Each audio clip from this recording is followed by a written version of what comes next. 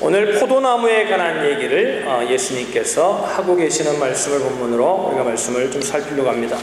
우리가 지금 설교를 시리즈로 하고 있습니다. 여러분 눈치를 채신 분들 계시겠지만 지난 2주 전부터 우리가 신앙의 본질이 무엇인지를 우리가 2주에 걸쳐서 살폈고, 오늘은 그 신앙의 본질의 삶이 그럼 어떤 삶이냐, 바로 포도나무의 삶이라는 사실을 가지고 오늘 예수님이 사신 삶을, 오늘 이 말씀을 중심으로 우리가 말씀을 나누려고 합니다. 여러분, 오늘 본문을 읽으면서 여러분 어떤 생각을 하십니까? 특별히 그 열매라는 단어를 보시면서 여러분은 어떤 생각을 하시는지 모르겠습니다. 그래, 열매를 맺어야지. 그래, 전도도 해야 되고 헌신도 해야 되고 해야 되겠구나, 이런 열매를 생각하시는 분들이 있을지 모르겠습니다. 그러나 오늘 본문은 예수님께서 그런 열매에 관한 얘기를 하고 계시는 것이 아님을 우리가 알아야 합니다. 여러분, 요한복음이라는 성경은 우리가 예수를 처음 믿게 하면은 많은 분들이 가장 먼저 읽게 하는 성경입니다. 왜? 그 예수님의 삶이 어떤 삶인지를 우리가 아주 확연하게 분명하게 볼 수 있는 성경이기에 요한복음을 권면해서 읽게 합니다. 그 요한복음이 겉으로 보면 굉장히 처음에 예수를 믿는 사람에게는 다 이해되고 쉬운 내용 같지만, 요한복음의 진짜 내용과 요한 기자가 얘기하는 진짜 말이 무엇인지, 이 말이 무슨 뜻인지를 이해하는 분들은 극히 드물다는 사실을 우리가 보게 됩니다. 요한복음은 쉽기도 하지만 깊이 들어가면 가장 어려운 성경 중에 하나가 바로 요한복음이라 저는 이렇게 생각을 합니다. 여러분, 오늘 이 요한복음의 전체적인 맥락을 우리가 살필 텐데, 성경을 좀 찾으면서 살필 텐데, 오늘 여러분 가운데 요한복음 기자가 말하고자 하는, 요한 기자를 통해서 하나님이 말씀하고자 하는 그 뜻을 이해할 수 있는 은혜가, 성령님의 도우심이 여러분 가운데 있기를 주님의 이름으로 축복합니다. 오늘 우리가 신앙의 본질을 2주간에 갈려 살폈는데, 신앙의 본질 2가지는 무엇이라 그랬습니까? 우리 옆에 사람에게 좀 물으시면 좋겠습니다. 신앙의 본질은 무엇입니까? 네, 우리 손집사님이 저를 보다가 저랑 얼굴이 맞추니까 딱 속인 손집사님 뭐라 그랬죠? 신앙의 본질이 뭐라 그랬죠? 여러분, 신앙의 본질이 무엇입니까? 우리 2시간 제가 그렇게 목이 터져라 설교를 했는데, 여러분, 신앙의 본질이 무엇입니까? 여러분, 우리가 뉴욕을 간다면은 우리가 가는 길이 여러 가지, 국도를 타고 가는 길도 있고 911을 타고 가는 길도 여러 가지 길이 있을 것입니다. 그러나 길이 여러 가지라도 여러분, 방향은 한 길로 가야 합니다. 우리가 빨리 달리고 열심히 달리고 아주 부지런히 가는 것만이 중요한 것이 아니라, 만약에 이스트 쪽으로 가야 되는데 우리가 웨스트를 향하여 아무리 100마일, 150마일씩 달려가도 그건 계속해서 멀어지는 길입니다. 여러분, 신앙의 본질이 무엇인가를 알지 못하고 신앙의 목적이 분명하지 않으면, 그저 신앙은 우리가 그냥 열심히 예배하고 그저 하나님께 열심히 헌신하고 그 하나님 열심히 복받고 이게 신앙으로 생각하게 되면, 그래서 종교적인 삶의 형태가 신앙인 것처럼 생각하기 시작하면 우리는 전혀 다른 방향으로, 하나님이 우리에게 부르신 목적과는 전혀 다른 방향으로 우리가 멀어질 수가 있다는 사실을 우리는 알아야 됩니다. 여러분, 신앙의 본질, 여러분 꼭 잊지 마십시오. 신앙의 본질 첫 번째는 무엇입니까? 다른 여러 가지 표현이 있겠지만 저는 이렇게 표현하고 싶습니다. 하나님과의 친밀한 교제의 삶을 사는 것입니다. 하나님과의 친밀한 교제의 삶을 산다는 것은 이런 표현입니다. 하나님, 왜 그것이 필요합니까? 하나님을 알기 위해서 필요한 것입니다. 여러분, 하나님은 지식으로만 알 수 있는 분이 아닙니다. 하나님은 함께 같이 동행하고 함께 살아야만이 하나님을 깊이 알 수 있어요. 그래서 하나님과 친밀한 삶을 살아야 되는데, 하나님을 알게 되면 어떻게 됩니까? 하나님을 알게 되면 어떻게 됩니까? 하나님은요, 알면 알수록 사랑할 수밖에 없는 분이. 그래서 여러분, 친밀한 삶을 살면은 하나님을 알게 되고 하나님을 사랑하게 된다는 것입니다. 이것이 신앙의 근본적인 목적입니다. 두 번째, 신앙의 근본적인 신앙의 본질은 무엇입니까? 하나는, 그럼 우리가 하나님을 깊이 사랑합니다. 따라합시다. 사랑한다. 옆에 사람에게 얘기합시다. 하나님은 사랑이십니다. 저는 오늘 현영미 형제가 기도하는데, 우리 좀 어려운 사람들, 이런 분들 위해서 기도하는데 이런 생각이 들어요. 그래, 하나님은 사랑이시지. 하나님은 사랑이시지. 다시 한번 얘기합시다. 하나님은 사랑이십니다. 그죠? 여러분, 살아계시는 게 사랑이라고요. 자, 하나님은 사랑이십니다. 경상도 사람이 있어요? 하나님을 알고 하나님을 사랑하는 게 친밀한 교제의 삶을 살면 어떻게 돼요?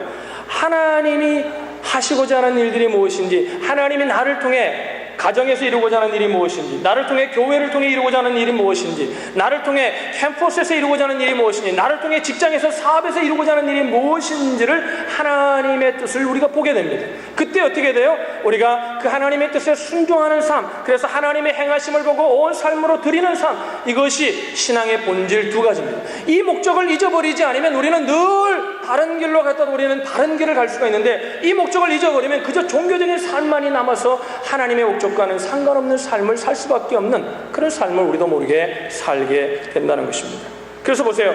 하나님의 행하심을 보고 온 삶으로 드리는 삶, 하나님을 사랑, 하나님 앞에 내 삶을 드리는 삶을 살려면은 세 가지, 오늘 좀 쉽게 설명하기 위해서 이렇게 표현하려고 합니다. 따라합시다. PLO의 삶을 살아야 한다. 이런 얘기죠. P는 뭐예요? Pray. 하나님을 향하여 기도하는 삶을 살아야 합니다. 하나님을 사랑하려고 친밀한 교제의 삶을 사는 거죠.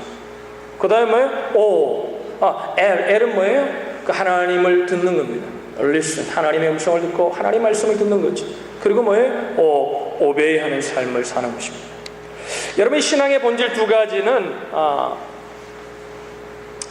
제가 오늘 일부 예배 때 누가 저에게 동전 하나를 주었습니다. 이게 니큰인데 동전의 양면과 같습니다. 이건 두 개가 아니라 하나예요. 하나의 삶을 살면 이 두 가지는 항상 같이 따라오게 되는 삶입니다. 그래서 우리가 이 두 가지를 잘 알고 있으면 내가 정말 바른 길을 가고 있는지를 점검하는 데 굉장한 도움을 우리에게 줄 수 있다는 것입니다.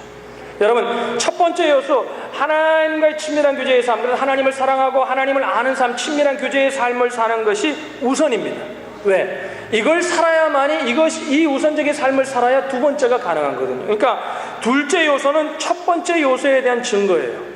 하나님의 뜻을 보고 우리가 사역이라 하죠. 일이라 하죠. 하나님의 일이라 하죠. 하나님의 일에 우리의 삶을 드리는 건 뭐예요? 첫 번째가 되지 않으면 두 번째는 내가 하나님을 위해서 일한다고 하는데 결국은 말고의 길을 자르는 것처럼 하나님의 뜻과 전혀 상관이 없는 하나님의 뜻을 반역하는 일로 우리가 가득 찰 수가 있다는 것입니다. 세 번째, 첫째 요소가 되어야 둘째 요소가 가능합니다.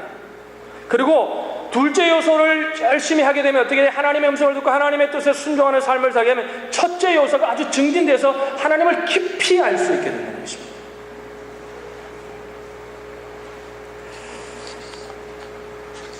우리가 부부의 삶을 사는데 이런다고 해봅시다.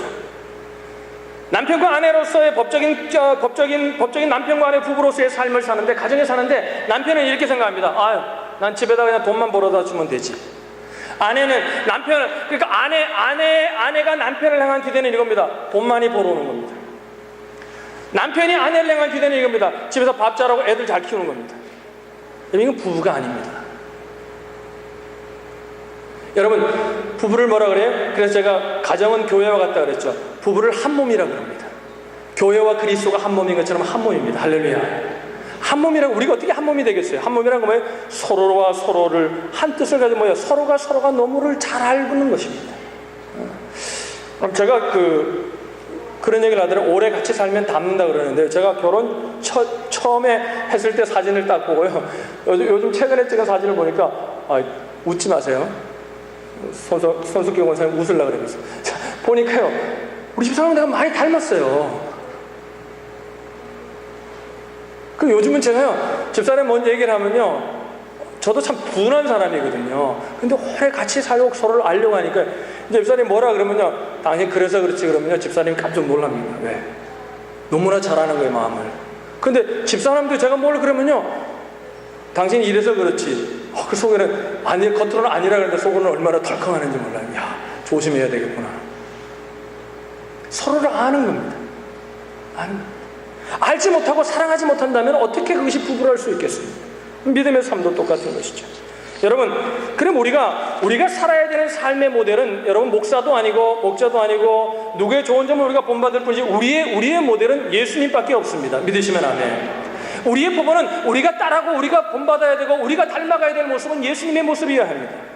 그러면 예수님이 정말 그런 삶을 사셨는가? 여러분, 예수님이 이 땅에 와서 우리를 구속하는 삶을 사셨을 뿐만 아니라 우리에게 우리의 삶이 어때야 되는 샘플이 되어주셨거든요. 그러면 그 예수님의 삶이 정말 그 신앙의 본질 가운데 사신 삶이었는가? 우리가 오늘 이 아침에 살피려고 하는 것입니다. 오늘 우리가 본문을 봤지만 우리 요한복음 10장을 한번 보겠습니다. 요한복음 10장 37절로 38절에 보시면 요한복음 10장 30절로 37절로 38절의 말씀 보겠습니다.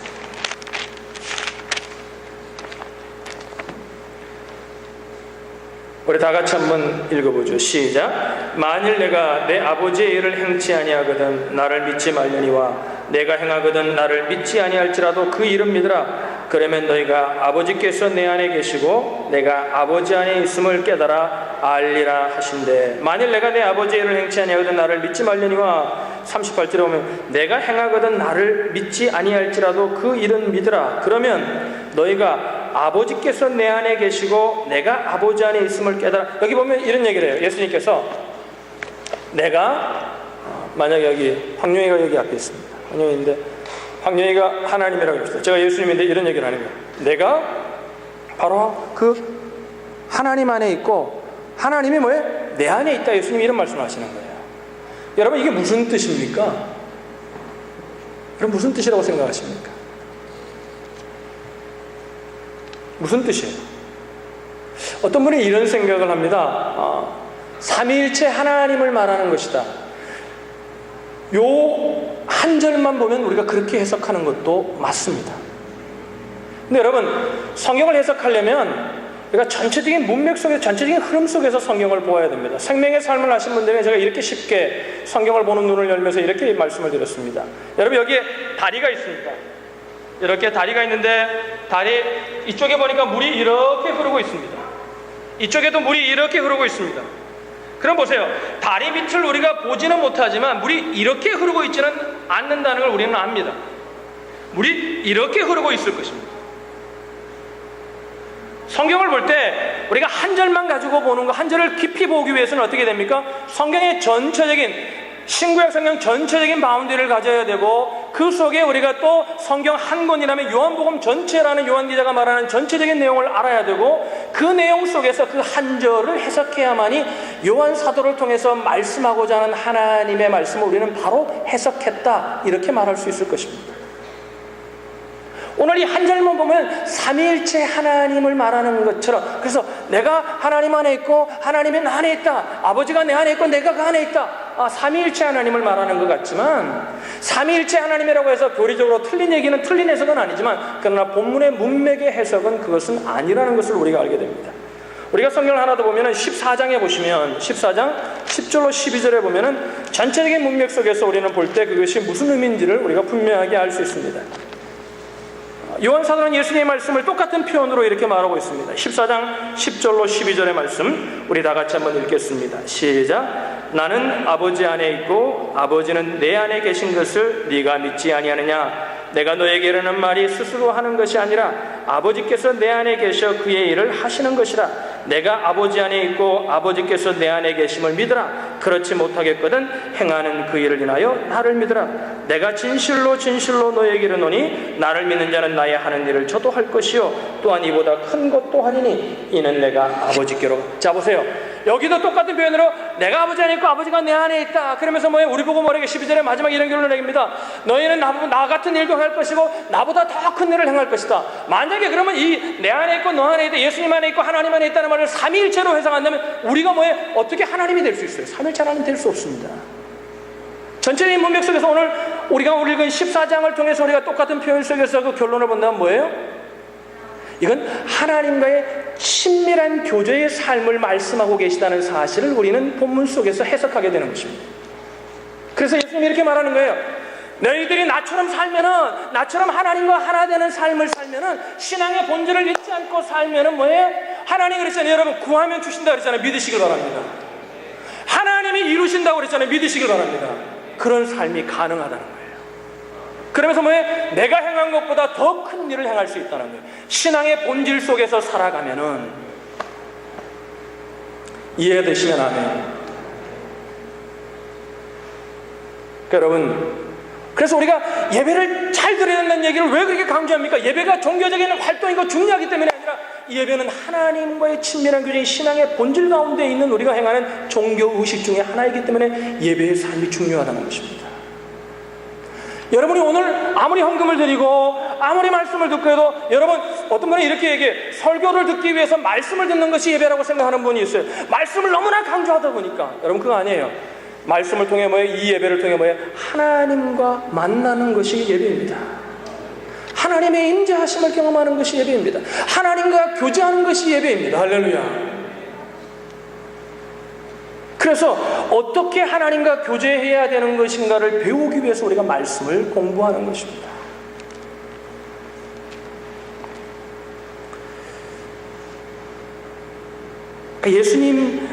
예수님이 아버지 안에, 아버지가 예수님 안에는 표현이 무슨 의미인지를 여러분 이해하셨죠? 이 이해를 가지고 요한복음을 보기 시작하면 요한복음이 다르게 보이기 시작합니다.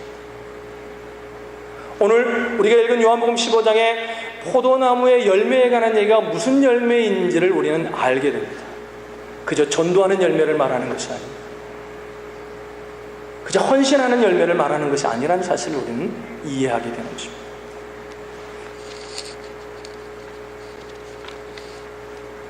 예수님은 어느 정도로 하나님과 친밀한 교제를 하셨냐면 하나이셨습니다. 그래서 그 힘들고 어려운 사역 가운데도 새벽 미명에 일어나 하나님과 함께하는 시간을 양보하지 않으셨던 것입니다.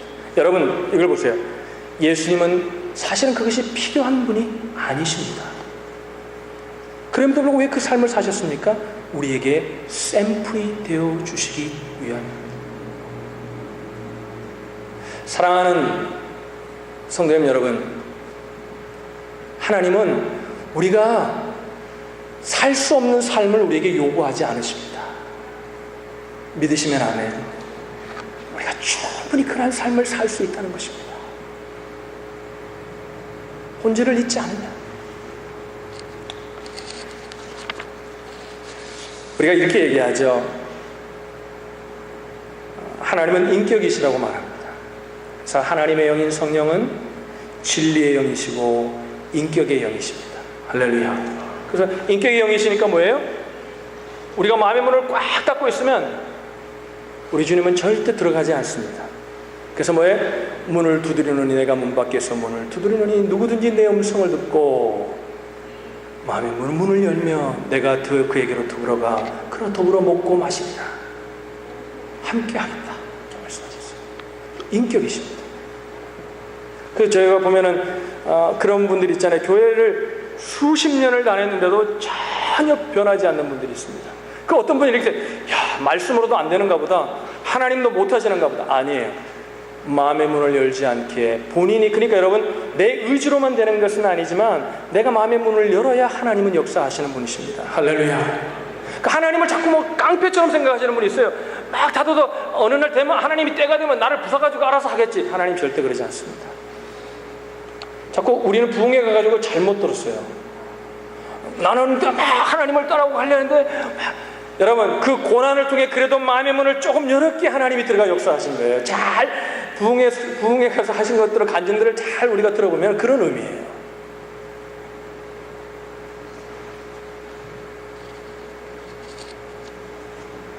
친밀한 교제가 필요합니다. 친밀한 교제가 필요합니다. 우리 옆에 분에게 이렇게 얘기합시다. 친밀한 교제가 필요합니다.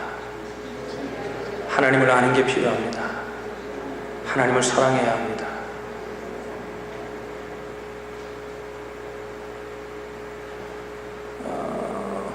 제가 수요예배 때 이런 얘기를 했습니다만, 샘플을 본다면 우리가 모세 같은 사람은 하나님의 얼굴을 구하는 사람이었습니다.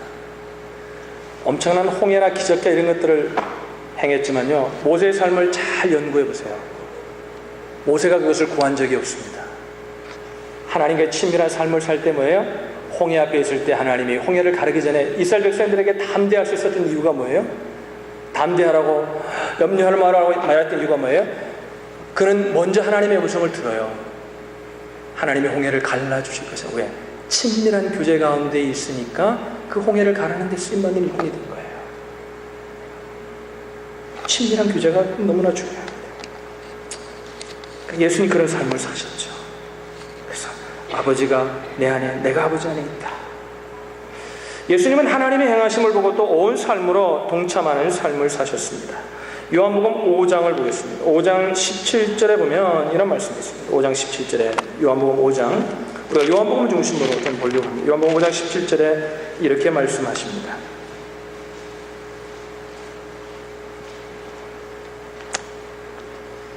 다 같이 읽습니다. 시작. 예수께서 저에게 이르시되 내 아버지께서 이제까지 일하시니 나도 일한다 하시네. 자, 그러니까 보세요. 오늘 본문에 본인이 지금 예수님이 하나님의 일을 하는데 어떤 일을 하는 거예요? 자기 일이에요? 하나님이 하시는 일에 동참하는 거예요. 자, 보세요. 예수께서 저에게 내 아버지께서 이제까지 일하시니 뭐예요? 하나님 막 일하고 계신, 이런 표현이에요. 막 일하고 계세요. 일하고 계시니까 뭐예요? 그거 보면서 뭐예요? 그 하나님의 친밀한 그제의 삶을 하니까 하나님이 하시는 일이 가까이 보이잖아요. 가는 겁니다. 동참하는 거예요. 동참했다는 거예요. 4장 34절 보세요. 4장 34절 이렇게 말해요. 그러니까 전체적인 그 흐름을 가지고 성경을 요한복음을 보기 시작하면 요한복음이 다르게 보이기 시작합니다. 자, 읽어볼게요. 34절 읽습니다. 시작. 예수께서 이르시되 나의 양식은 나를 보내신 이의 뜻을 행하며 그의 일을 온전히 이루는 이것이니라. 그 뜻이 뭐예요? 하나님의 일이라는 게 뭐라는 거예요? 우리는 주로 이렇게 생각합니다. 하나님의 일은 내가 어떤 분이 제가 목회할 때 이런 분을 가끔 만나요. 뭐냐, 은혜를 받으니까 이렇게 얘기해. 목사님, 내가 열심히 이제 사업해가지고 이제 정말 비전이 생기는데 꿈을 가지고 돈 많이 벌어가지고 이제 돈으로 하나님께 막 영광을 돌리겠다는 거예요. 뜻은 가상이에요. 근데 제가 그 사람에게 묻습니다. 그거 하나님이 당신에게 원하시는 겁니까? 우리는 이렇게 생각해요. 하나님이 위하니까 아무거나 결정해 놓으면 그냥 무조건 하면은 그것이 하나님을 위한 것이라고 해요. 하나님은 뭐예요? 그분이 어떻게 보면 이런 뜻이 있을지 몰라요. 가난하게 살면서 그 가난 중에서도 주님을 섬기며 사는 본을 보이는 삶을 살아야 되는 것이 그분을 향하신 하나님의 뜻인지도 모르죠. 그럼 보세요. 모든 사람이 다 잘 먹고 잘 살고 다 부자가 되는 것이 하나님의 뜻입니까? 그렇게 생각하시면 여러분 큰일이에요. 그래서 저는 이렇게 묻습니다. 그러니까 정말 그게 하나님의 뜻입니까? 그러면요, 그분이요 듣지도 않아요. 그런 말은 안 들리는가 봐요. 막 그러면서 막 하다가 안 되면 이렇게 얘기해요. 아이, 내가 하나님을 위해서 하겠다 하는데 왜 하나님 안 해주시냐고. 때가 언제냐고. 그러니까 우리가 이렇게 고민하죠. 위로를 하죠. 그렇게 우리가 위로하는 것도 뭐 좋습니다. 정말 맞아요. 이제 하나님의 때가 되겠죠. 기다리세요. 기도하세요. 물론 기도하고 기다리는 것도 필요하겠죠. 그러나 순서가 다 틀렸어요. 처음이 뭐예요? 그것이 정말 나를 향하신 하나님의 뜻인지 콜링과 보케이션이 분명해야 돼요. 할렐루야. 그럴 때 우리는 인내할 수 있는 기도가 우리 가운데 가능한 거예요.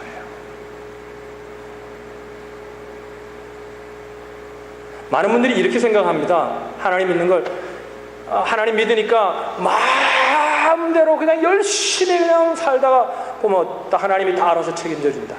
그래서 모든 것이 합력하여 선을 이룬다는 말씀을 그렇게 우리가 해석하며 그렇게 적용할 때가 너무나 많습니다. 저는 이렇게 믿습니다.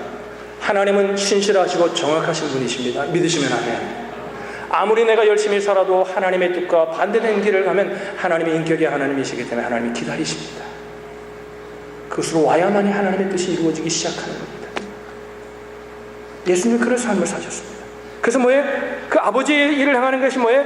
양식이라는 거예요. 밥 먹는 것과 같은 거라는 거예요. 그러니까 우리는 이 마음에 와닿지 않습니다. 근데 예수님 당시에는 이 표현을 들었던 사람들, 그 사람들의 대부분은 먹고 사는 것을 걱정해야 되는, 오늘도 무엇을 끼니를 먹어야 될까? 그래서 제가 그러죠. 오병의 기적을 할 때 3일 동안 말씀만 들어 따라다니는 게 예수님의 말씀이 좋아서가 아니라 3일 동안 할 일이 없어요. 자비 없는 사람이 50%가 넘는 사람들이었습니다. 그러니까 뭐예요? 먹고 사는 것이 걱정인 사람에겐 양식이라는 것이 얼마나 중요한 것임을 압니다. 우리는 오늘 양식이라고 표현하면 이런 생각을 해요. 현대인들은 좀 팬시한 레스토랑에 가서 먹는 밥을 생각합니다. 근데 그들에겐 양식과 같은 거예요. 죽고 이게 살고 죽는 거예요. 그처럼 하나님의 뜻을 행했다는 것입니다. 5장 17절의 배경을 우리가 잘 이해하면, 5장 17절 읽은 말씀을 잘 이해하면 이런 말씀입니다. 예수님께서 베데스다 연못가를 지나가시다가 38년 된 병자를 보게 됩니다. 예수님께서 고쳐주십니다. 고쳐주니까 유대인들 종교 지도자들이 막 일어나서 예수님을 핍박합니다. 왜 핍박했냐면 그 고쳐준 날이 안식일이었어요. 안식일을 보냈다고 막 그때 이 말씀을 한 거예요. 우리 다시 한번 5장 17절 봅니다. 5장 17절 읽어보겠습니다. 시작. 예수께서 저에게 이르시되 내 아버지께서 이제까지 일하시니 나도 일한다 하시네. 이게 뭐라는 거예요? 지금 하는 게 병자를 고치는 게 안식일날 병자를 고치는 게 유대인의 결례에는 유대인의 법에는 위배되지만 오늘 이게 무슨 일이라는 거예요? 그 안식일의 주인이신 하나님이 하라고 하신 일에게 나는 마땅히 행한다는 거예요.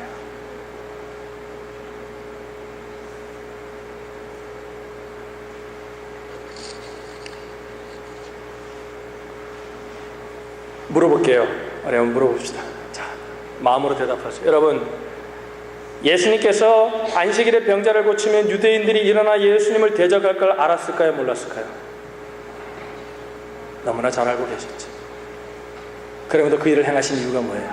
그것이 아버지의 뜻이기 때문에 그 아버지의 뜻을 친밀하게 정하는데 삶에서 포함기에 그 뜻에 동참하는 것이 바로 하나님의 일이기 때문에 우리가 주일날 적용하면 이런 말씀이 될 수 있습니다. 주일날 예배 드리는 건 너무나 중요하고 귀한 겁니다. 꼭 드려야 됩니다. 근데 우리가 주일날 예배를 준비하고 다 경건한 마음으로 오는데 차를 타고 오는데 누군가 내 도움이 필요한 사람이 보입니다. 그래서 하나님 내 마음에 이런 마음을 주십니다. 생각을 심어주십니다.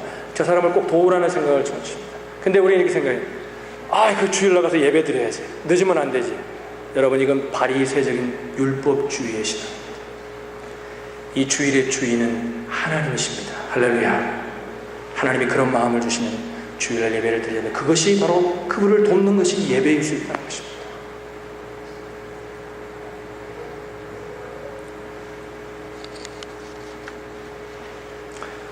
아버지 일에 동참하신 방법은 뭐예요? 요한복음 그 다음 이어보면 5장 19절로 20절에 동참하시는 방법을 이렇게 말합니다. 다 같이 한번 읽어보죠. 시작. 그러므로 예수께서 저에게 이르시되 내가 진실로 진실로 너에게 이르노니 아들이 아버지 하시는 일을 보지 않고는 아무것도 스스로 할 수 없다. 그러면서 그 전에 뭐라고 했어요? 아버지 하시는 일을 보지 않으면 아들이 아무것도 할 수 없다. 뭐예요? 나는 스스로 아무것도 할 수 없다. 임의적인 방법대로 하는 것이 하나님의 일이 아니다. 그런 얘기를 하시는 거죠. 아버지께서 행하시는 그 일을 아들도 그와 같이 행하느니라. 20절 우리 다 같이 읽습니다. 시작. 아버지께서 아들을 사랑하사 자기의 행하시는 것을 다 아들에게 보이시고 또 그보다 더 큰 일을 보이사 너희로 기히 여기게 하시리라. 아멘. 아버지를 사랑함으로 아버지가 행하시는 일을 보고 그래서 아버지가 가르쳐주지 않으면 내가 할 수 있는 일이 아무것도 없다. 이런 얘기를 하십니다. 아버지의 뜻을 보고 그 일에 동참하는 것이 하나님의 뜻이라는 거죠. 예수님은 자신의 사역을 뭐라고 불렀냐면 우리가 한두 군데만 좀 찾겠습니다. 10장 37절에 보시면 이렇게 말합니다.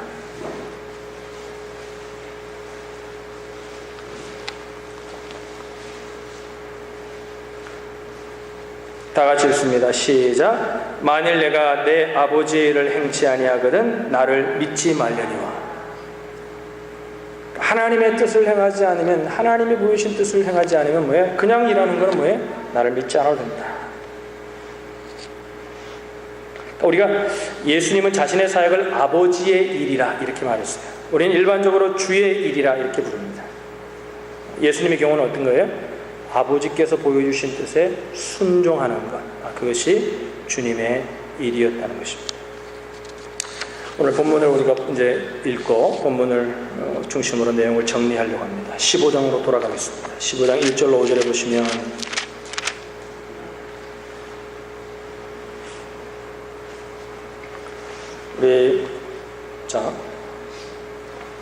이제 예수님이 포도나무의 삶을 얘기하는데 오늘 15장에 보면은 1절로 11절까지가 다 이제 이어지는 내용이죠. 한 내용 덩어리로 보면 되는데. 그러면 보세요. 예수님이 말씀하시는 포도나무의 삶, 예수님이 살아셨던 그 삶이 어떤 삶이에요? 그 열매가 어떤 열매예요? 단순한 전도나 단순한 헌신의 열매를 얘기하는 것이 아닙니다. 이 얘기는 뭐예요? 신앙의 본질의 삶을 사는 열매예요. 하나가 되는 삶, 주님을 깊이 사랑하는 삶, 이 삶을 말하는 겁니다.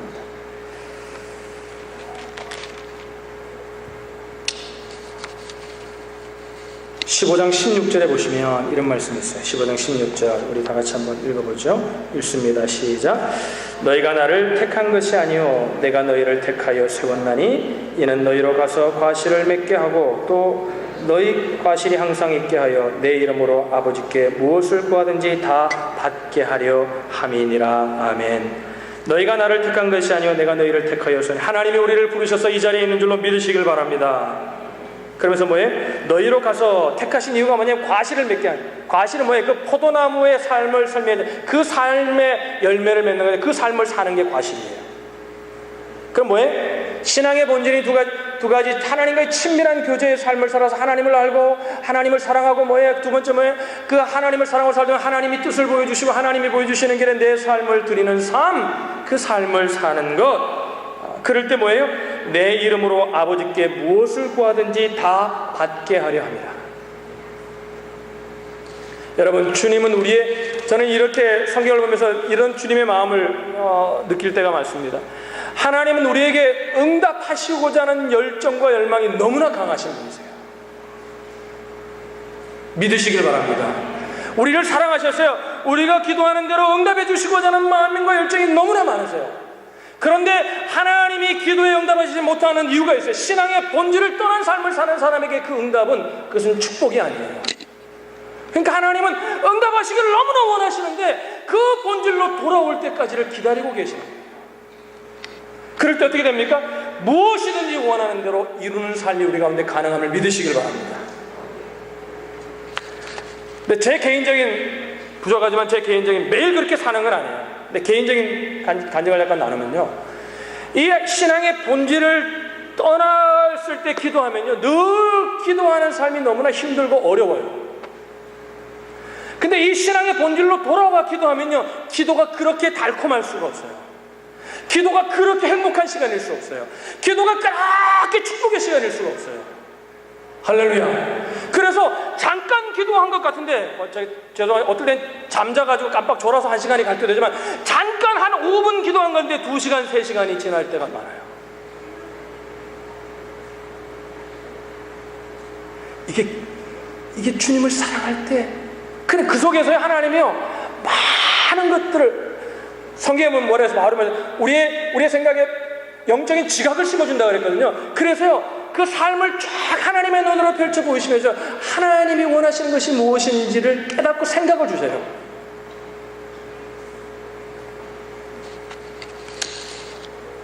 뭔 말하는 거야 오늘 이 아침에? 자, 요한복음 14장을 보세요. 14장. 이제 세 개의 성경 구절만 그냥 찾아서 읽고 시간이 없으니까 마치겠습니다. 14장 13절로 14절에 보시면 이런 말씀이 있어요.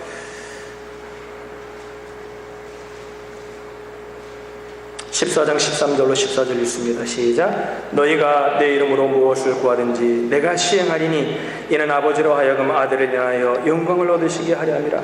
내 이름으로 무엇이든지 내가 구하면 내가 시행하리라. 믿으시면 아멘. 그런데 왜 기도하는 대로 하나님이 실행해 주시지 않느냐는 게 자꾸 얘기를 해요. 하나님 본질로 돌아오라는 거예요.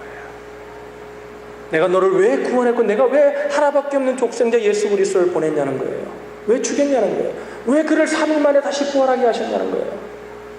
하나님과의 관계를 회복시키기 위해서. 할렐루야. 근데 우리는 관계보다 자꾸 하나님이 주시는 것에 관심을 갖기 시작하는 거예요. 신앙이 어릴 때는 그것이 필요해요. 신앙이 어릴 때는 하나님이, 그래서 여러분 제가 그런 얘기를 합니다. 여러분 아주 좀 영적으로 영악한 분들은요, 정말 그냥 교회 나온 게 정말 예수를 믿고 금방 믿은 사람에게 기도 부탁을 많이 해요. 왜? 그 사람이 기도하면 많이 응답해 주세요. 하나님이 살아계신 걸 보여주려니까 하나님의 관계를 빌드업하기 위해서 하나님이 신실하게, 어떤 거는요 조금 이게 아닌데도 하나님 응답해 주세요. 그래서 영악한 아주 그 얍삭바른 사람들 있잖아요, 영적으로. 그래서 왜 저 사람 예수 믿는 것 같으면 가서 기도를 부탁해요. 그럼 우리는 웃죠. 기도 많이 한 사람에게 부탁해야지.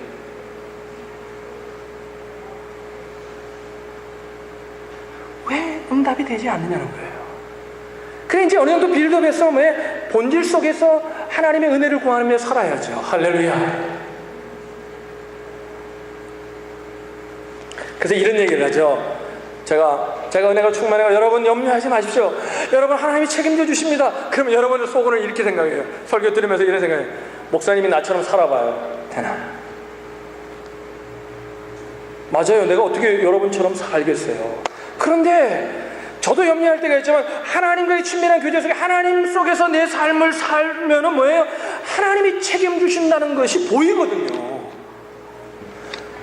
How to 몰라요. When 몰라요.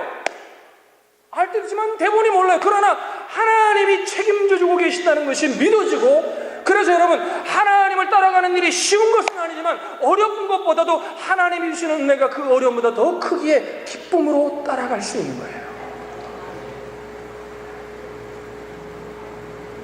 이게 성경이 말하는 진리예요. 그래서 성경은 이렇게 얘기합니다.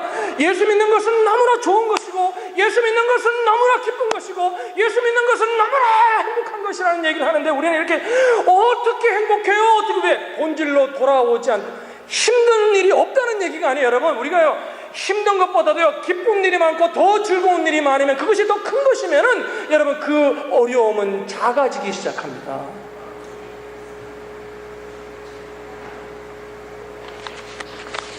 오늘 성경은 뭐라 그래요? 너희가 내 이름으로 무엇을 구하든지 내가 행하리라. 하나만 더 보죠. 15장 7절에 보면 이렇게 말해요. 너희가 내 안에 거하고 내 말이 너희 안에 거하면, 여러분 이제 내 안에 거하고 내 말이 너 안에 거하는 무슨 의미인지 알겠죠? 말씀을 메모라이즈 한다는 의미가 아니에요. 하나님과의 친밀한 교제의 삶을, 하나님을 사랑하는 삶을 산다는 거예요.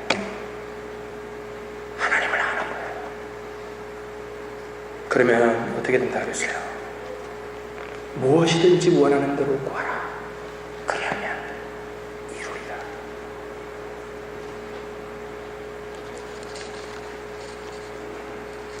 마지막으로 여러분에게 꼭 말씀드리고 싶습니다. 저는 이 설교를 이제 가끔 여러분들이 잊어버리면 계속 또 해야 될 설교입니다. 물론 다른 표현으로 하겠지만, 개인적으로 부족하고 연약함이 많은 사람이지만, 개인적으로 지금까지 이 본질을 잊지 않고 하나님 앞에 순종할 때 하나님이 어떨 때는 이 순종은 해서는 안 될 것처럼 보일 때가 많아요. 어떨 때는 내가 할 수 없는 것을 하나님이 요구하시는 적도 있어요.